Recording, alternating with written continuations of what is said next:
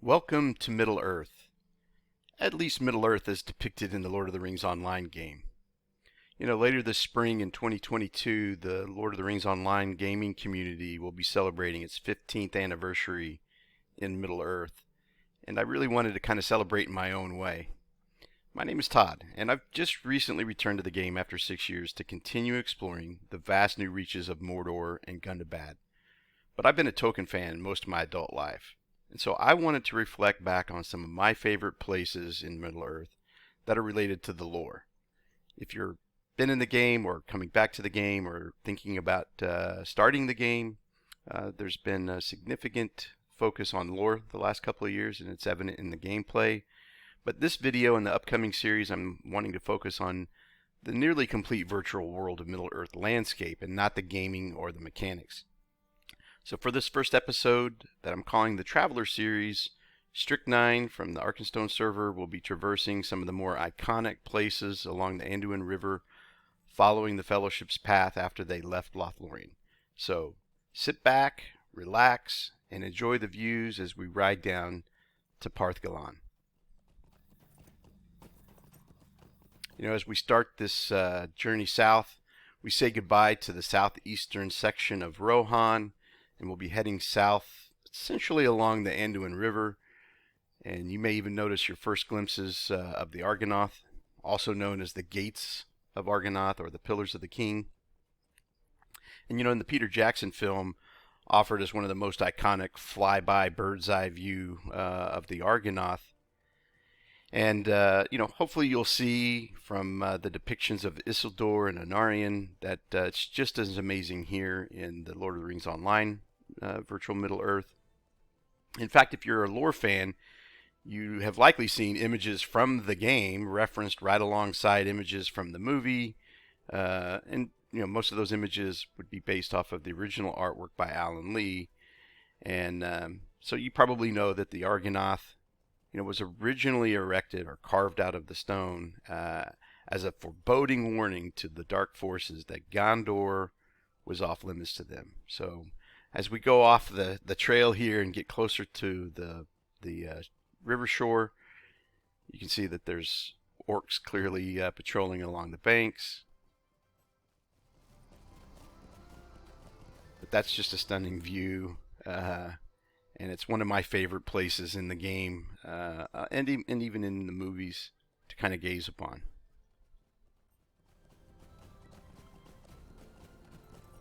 It's just a little before dawn. I'm kind of hoping that by the time we actually reach Parth that it'll be a little bit lighter out, so we can see more. So I've been wanting to make some videos for myself so that I can reflect and appreciate the time and the effort put into making this virtual world. You can literally travel just about anywhere on foot or on horseback. But it really is an amazing virtual space, and it's an unforgettable place if you spend enough time in it and you like to explore. And last night I met somebody that just got back into the game themselves, and they weren't even worried about the leveling and the game content as much as just enjoying some of the aspects of the game, like the player housing and decorating. And meeting them kind of nudged me because I've wanted to make these videos for some time. And so shout out to you, Lindsay. Glad that we met. Hope to bump into you again sometime, maybe in Bree. But as we continue south, you'll see that the landscape here with the east wall separating the eastern parts of Rohan and the Anduin River kind of made this formidable natural barrier. And I just can't help but think that the Fellowship was, likely feeling somewhat secure or safe, but at the same time, they knew that they're being hunted. And you can see that the river that's mentioned in the lore that provide all of the lush vegetation and the thick woods is also depicted here in the virtual Middle-earth.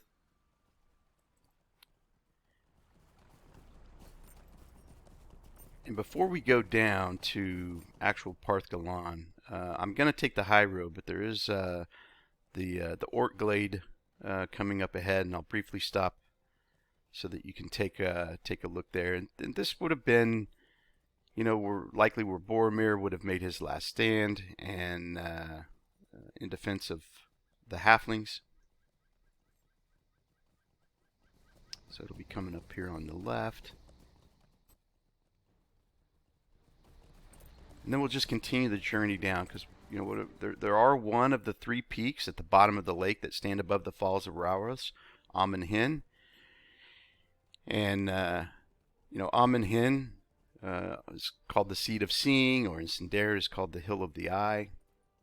And it was built on top of the summit, and it served as a watchtower. And here you can see the orc glade.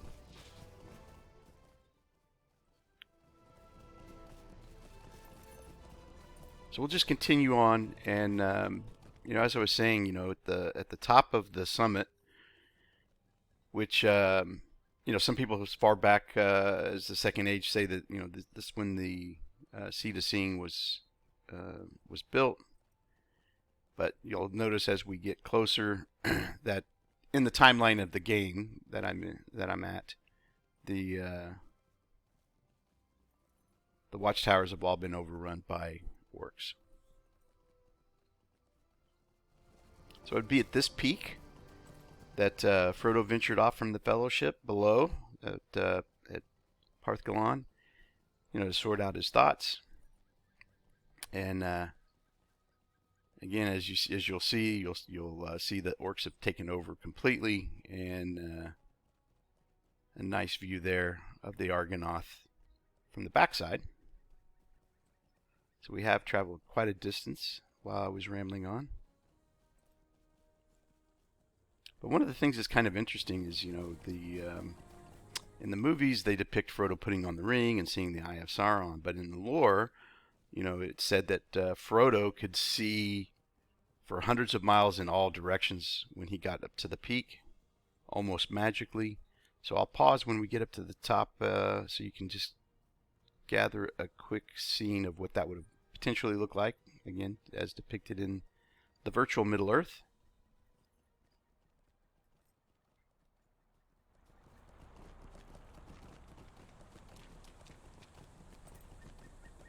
Once we actually get up here to the top of the summit, we'll be able to see kind of the twin peak directly across the falls on the east.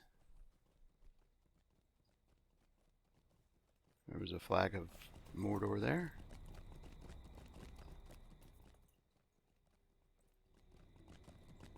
And these watchtowers were really designed to kind of be the northern boundary of Gondor, but they hadn't been used in quite some time before the Fellowship came there. That's why they were already kind of in ruins and disarray.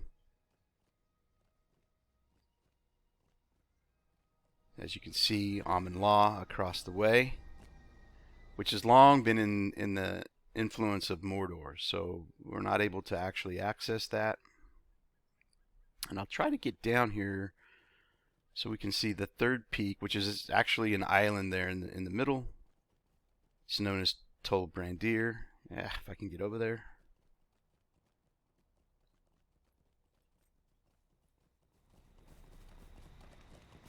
And there's Tol Brandir, the island, looking back at Amon Law. And it would be on those slopes there of Amon Law that Sam and Frodo would have gone ashore once they departed, essentially breaking the Fellowship as we knew it. As we head back down towards Parth Galen, it's depicted in the game that this meadow coming up is where Frodo would have first been approached by Boromir, and it's also where Boromir, kind of slinked off to try to find Frodo. And I've been in this area several times throughout the years. It's the first time I've been back in quite a while, but every time I come here, I think about, the battle that would have started here. This entire, hillside would have been just crawling with orcs, and of course, it's ultimately where the battle took place that resulted in the death of Boromir and the abduction of Merry and Pippin. But as we approach the actual glade here, Parth, again, you'll see the timeline that I'm in. You know, orcs just freely patrolling the area, so we won't see any of the Fellowship here. The Fellowship has long since passed through here. But it's here that Sam and Frodo would have actually set out across the lake. And you can see across the lake that would be Emyn Muil. And of course, you know, Aragorn, Gimli, and Legolas would have brought Boromir's body back to this area to prepare his funeral boat before they cast it off into the river and over the falls.